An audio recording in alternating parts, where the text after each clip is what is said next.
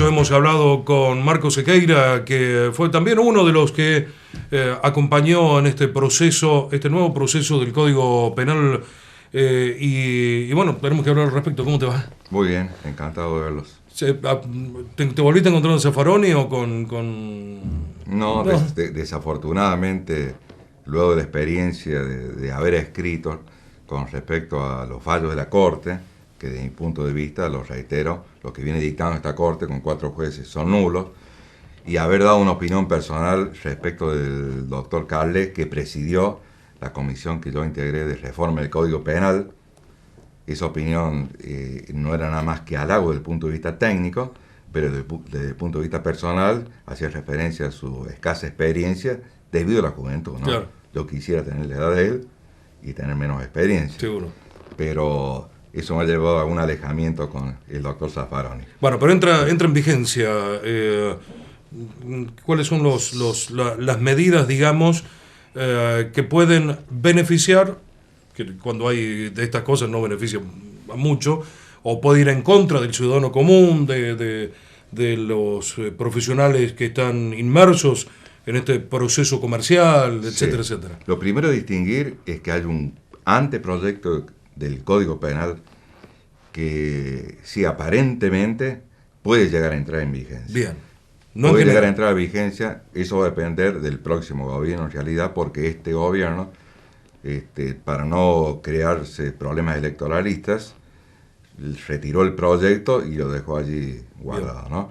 Pero se vienen dando debates en el ámbito universitario, en los cuales tengo el honor de ser invitado en Córdoba, en la Ciudad Autónoma de Buenos Aires, en Santa Fe, te hablo de los últimos días, porque existe la expectativa de que efectivamente esta pieza jurídica, que no es porque yo haya formado parte de los asesores de quienes los confeccionaron en definitiva, es, más allá de toda crítica también, valga la redundancia, una pieza jurídica de excelencia. Pero lo que sí entra en vigencia, y ya es ley, que en los próximos meses va a tener rigor total en la República Argentina, es el nuevo Código Procesal Penal de la Nación.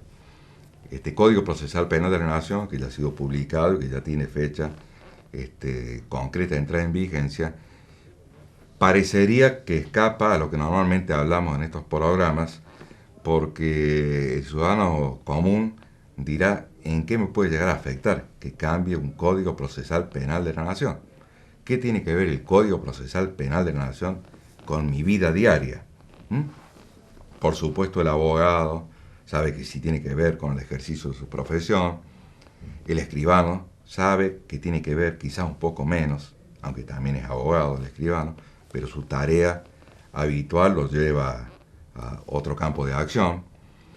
Y el contador, como docente desde hace más de 30 años en diversas universidades argentinas, de carreras de grado y posgrado, de contadores públicos, desafortunadamente cree que no tiene nada que ver con el Código Procesal Penal. Bueno, el Código Procesal Penal de la Nación y de las provincias tiene que ver con todos nosotros. Claro. Porque hay una Constitución Nacional, y esa Constitución Nacional está reglamentada no solamente en Argentina, sino prácticamente en todos los sistemas jurídicos contemporáneos, a través de el Código Procesal Penal de la provincia y de la nación. En uno de los libros que ha sido reeditado no hace mucho tiempo, Garantías Procesales en el Derecho Tributario, de mi autoría, ahí explico, tomando las palabras de otros profesores de derecho argentinos y europeos, sobre todo alemanes, que el derecho procesal penal es derecho constitucional reglamentado. En otras palabras, el derecho procesal penal reglamenta la Constitución Nacional. Así Bien. Como hay una ley de IVA que tiene un decreto reglamentario, hay una ley de impuestos a las ganancias que tiene un decreto reglamentario, y eso sí se maneja muy bien en el ámbito de los profesionales de ciencias económicas, hay una Constitución Nacional. que tiene una reglamentación. ¿En dónde? En los códigos procesales penales. En este caso, lo que se ha reformado es el Código Procesal Penal de la Nación. Es el que rige las cuestiones federales. Se modifica toda la base, digamos. Se modifica toda la base de la reglamentación de la Constitución a nivel nacional. No cambia la Constitución, pero cambia la de alguna manera cambia la Constitución. De alguna manera cambia la Constitución porque es reglamentada de manera, en este caso, con esta reforma, que es positiva, cambia radicalmente. Bien. Porque el sistema, ¿qué es lo que marca el derecho procesal? Para que todos nos entiendan, los que no son profesionales en ninguna de estas ciencias, marca cómo se cumple el proceso, valga la redundancia, entre que se inicia el conflicto y hasta que éste culmine. Cuando yo voy a tener un conflicto, por ejemplo, respecto al derecho de propiedad, lo que hemos hablado en otros programas con un inspector que viene a un establecimiento comercial. El establecimiento comercial es una propiedad y la propiedad es inviolable, dice nuestra Constitución.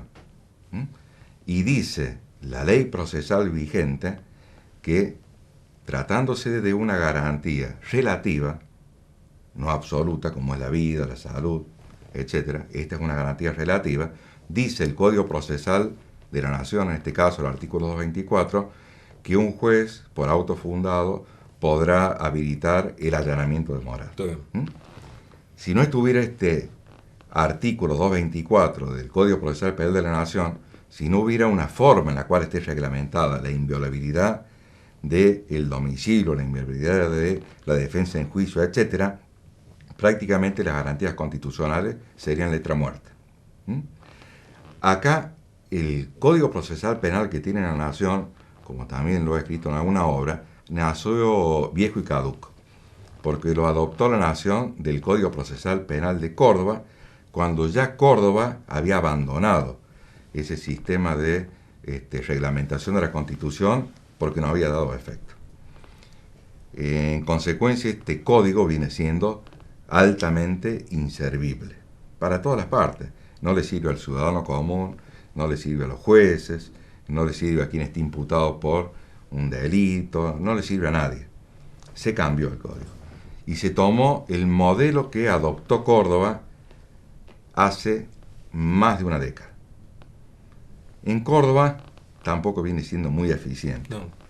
Pero este modelo es un modelo de persecución que es mucho más seguro para todos los ciudadanos, porque en el modelo actual, que rige del año 98, si no me falla la memoria, casi 30 años, en el modelo actual se confunde la figura del juez con el fiscal, no queda claro cuáles son las facultades del defensor, de quién está imputado de un delito, o sea, un ciudadano que pasa este tipo de trance, y de pronto vos te ves en la Justicia Federal de Córdoba, acá en el Parque Sarmiento, con que tenemos un juez que en lugar de actuar como juez, de controlar las garantías constitucionales, que no se lleve adelante una inspección que genere un allanamiento, que no tenga el castigo de la nulidad, por ejemplo, que no se lo coaccione a un ciudadano para que brinde datos que puedan ser empleados en su contra, etcétera, etcétera. Eso debiera ser controlado por un juez federal. En la práctica, con el código vigente, la función del juez se confunde con la del fiscal. Claro. Porque toda la tarea investigativa y en términos informativos parece porque el fiscal a veces discute con el juez que le da orden el fiscal al juez. Bueno, ese es un problema que tenemos bastante grave en la República Argentina y particularmente está acuñado en la Justicia Federal de Córdoba, en uno de los 3 juzgados federales de Córdoba, en donde, si vos me permitís, lo decimos públicamente y damos los nombres. Sí. Tenemos un juez federal, el doctor Ricardo Busto Fierro, y tenemos un fiscal federal, el doctor Enrique Senestrari, que están absolutamente contrapuestos en la manera de ver las cosas, y a veces uno no sabe si diferencia de criterio no obedece a una cuestión que es claramente una enemistad personal entre ambos, ¿cierto? Bueno, todo eso lo paga ¿quién? El ciudadano. Sí, el que tiene el problema. Pero no es el ciudadano únicamente que lo detienen por tráfico de droga, el que deja de pagar impuestos, el que no concurre a cumplir con su obligación de voto.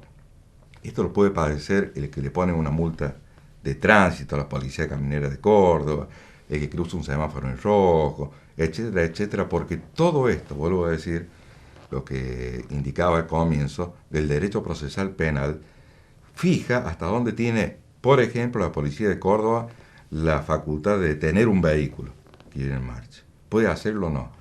¿Tiene facultades para tomar un examen de sangre sin que lo ordene un juez? ¿Tiene facultades para establecer una medición a través de un alcoholímetro si efectivamente está o no afectado por los signos del alcohol? ¿Quién está conduciendo el vehículo? ¿Puede detener y puede secuestrar el vehículo? ¿Puede un inspector de tránsito detenernos cuando cruzamos un semáforo en rojo para labrarnos un acta de infracción? Todo eso está respondido, todo lo que vemos nosotros en la vida cotidiana, para que quede claro a toda la gente, está respondido en estos ordenamientos. ¿Qué hace el nuevo Código Procesal Penal de la Nación? Que reglamente este tipo de situaciones cotidianas, que uno la vive cuando sale a la calle. Bueno, lo que hace es modificar el sistema y establece una postura del juez al que le llama juez de control o juez de control de garantías constitucionales. Es decir, que este juez ya no va a ser el que va a perseguir. El que va a perseguir va a ser exclusivamente el Ministerio Público Fiscal. Es lo que corresponde. ¿Quién es el fiscal? El que nos representa a todos nosotros, los ciudadanos argentinos. Está bien que el fiscal tenga el monopolio de la acción penal, de la persecución penal, la disposición de la acción penal. Que diga, este lo persigo, este no lo persigo, este lo persigo de tal manera, este otro de tal forma, a este lo dejo en libertad durante el proceso, a este otro no lo dejo en libertad, porque de cualquier manera lo que hace el fiscal en ese amplio espectro de facultades y prerrogativas que le acuerda la ley, es susceptible de ser controlado por un juez. O sea que la función de juez y fiscal están bien diferenciadas acá en este código. Y están bien diferenciado el rol que tiene el ciudadano argentino que le toca defenderse frente a algún tipo de situaciones aquí, de este tipo, y quién lo está defendiendo. Eso, hasta el día de hoy, con el Código Viejo, está todo mezclado. Y con eso me supongo que ahí sí, al abogado obviamente le toca al escribano, le toca al contador, porque se reglamenta nuevamente la forma de relación entre las personas, comerciales, de delitos y demás. Exacto. Pero desgraciadamente... siempre hay un pero. En lo que, claro, sí, un pero grande que yo le pongo acá, este sistema de persecución penal, es que, a diferencia de lo que ocurre en el Código Procesal Penal de Córdoba, en el código que se ha sancionado a nivel nacional, se le dan facultades demasiado amplias a lo que es el fiscal. Me parece que eso va a traer muchas dificultades, ¿no? Se le da más poder.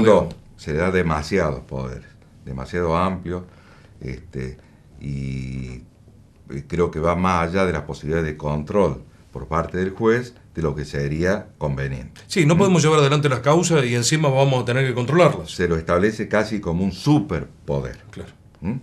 Y eso me parece que no es lo óptimo. Pero respecto de contadores y escribanos específicamente, se establece una aberración desde el punto de vista jurídico.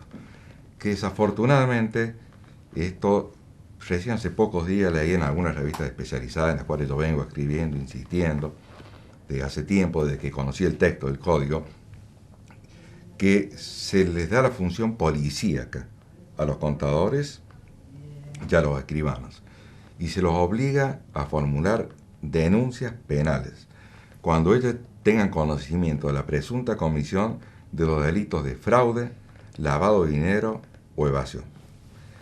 Únicamente están con el beneficio de la abstención de formular la denuncia penal cuando tomen conocimiento en el ejercicio de su actividad profesional de la existencia de estas presuntas conductas delictivas, o cuando los resguarde el secreto profesional.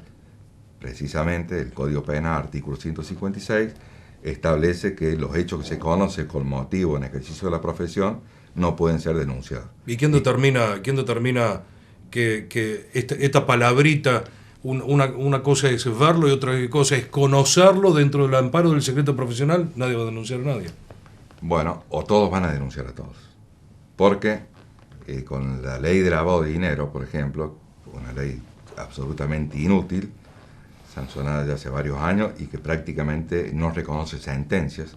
En Córdoba hay una, se implementó, ya lleva más de 10 años, y es, como dice el querido maestro, el doctor Pepe José Buteler, es un perejil por un tema de drogas. Claro. No es un delincuente económico con una lavado de cientos de miles de millones de pesos. No, es un pobre perejil, con todo respeto al pobre perejil, ¿no? Pero, ¿qué hacen a partir de estas existencias de leyes que convierten, por ejemplo, en primer término a los bancos en la necesidad de llevar adelante actividades meramente policiales? Denuncian todo. Es decir, se curan en salud. Ya que estamos en un programa de salud, se curan en salud. Denuncian todo. ¿Qué pasa con los fiscales, con la unidad de información financiera, que es la que aplica la ley de lavado de dinero específicamente en la Argentina? Y tiene tantas denuncias por minuto, de lo que serían operaciones sospechosas, que tiene a su vez imposibilidad material de controlar. Entonces no controla nada.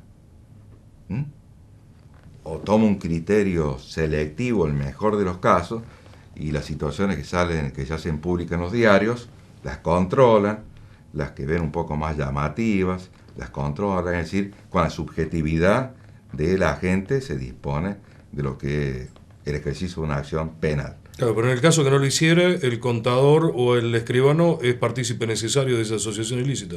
Que está llevando adelante un delito que está tipificado en el Código Penal, en el artículo 277, específicamente, que es el delito de encubrimiento. Claro.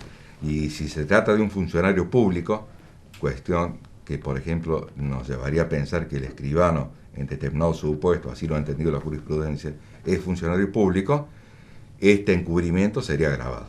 Bueno, esto es una aberración, porque cuando vos vas al cura a confesarte, lo que menos esperás es que el cura salga a difundir y menos a visitar tu casa para decirle a tu mujer que le está siendo infiel. Claro.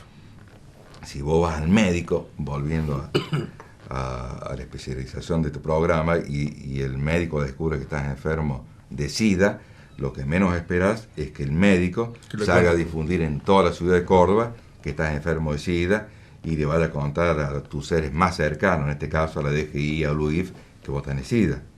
¿Por qué? Porque existe una cuestión ética.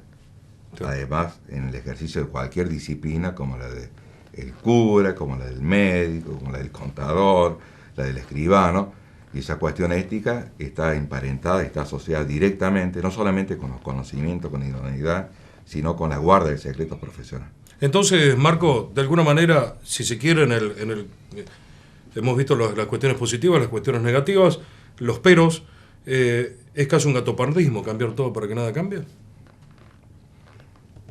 Esto ya es ley, es decir, pasó por el Congreso de la Nación y es ley.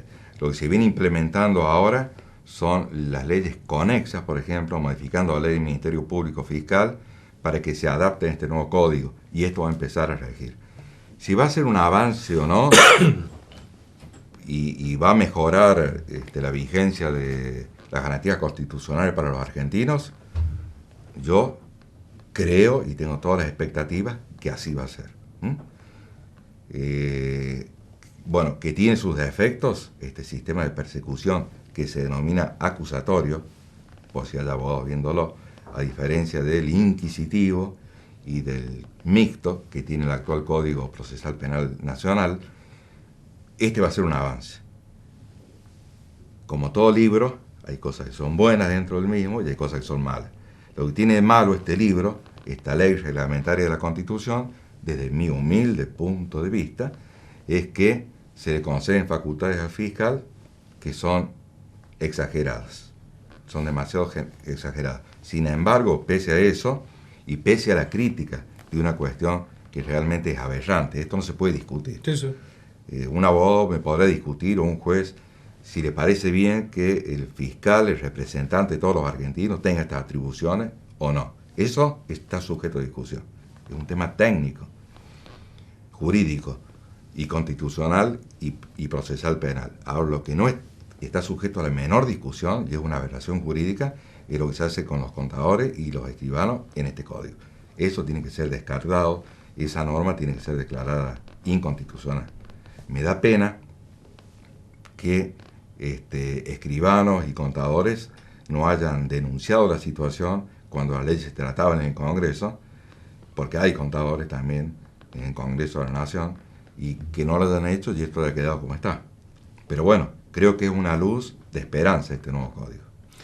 Ha quedado claro, Marco. Próximos programas seguimos conversando, muy instructivo, y a lo último yo acotaría de que lamentablemente tenemos un problema de imposición de manos o de levantamiento de manos. A veces se vota y no se sabe lo que se vota, pero bueno, queda para de acuerdo con vos. queda para resolver quizás dentro de las cuestiones constitucionales, como el elegir a nuestros representantes, pero bueno, ya tenemos mucha historia. Hasta la próxima. Hasta la próxima.